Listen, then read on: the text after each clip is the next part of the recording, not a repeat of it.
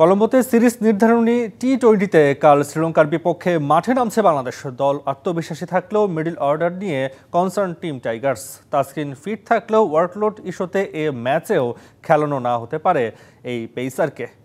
কলম্বোর প্রেমাদাসা স্টেডিয়ামে বুধবার ম্যাচ শুরু সন্ধ্যা 7:30টায়। ডাম্বুলা মিশন শেষে আবারও কলম্বো। দ্বিতীয় ম্যাচে ডমিনেট পারফরমেন্সে আত্মবিশ্বাসও বেড়েছে। তাই লঙ্কান মাটিতে কখনো কোনো সিরিজ জিততে না পারার আক্ষেপ ঘোচানোর পালা এবারই।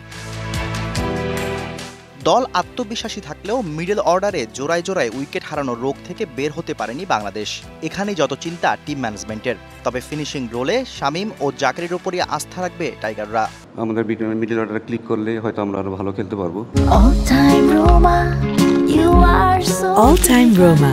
Taste it, love it.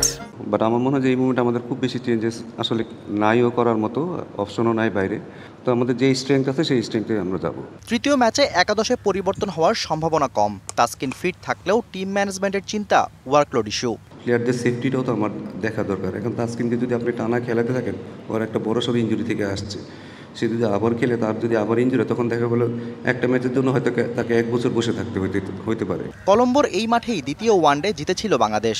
শুধু তাই না, ইতিহাসও কথা বলছে বাংলাদেশের হয়ে। প্রেমাদাসায় 4 টি-20 খেলে 3টিতেই জিতেছে team Tigers. Shahriar Hossain, DBC news desk.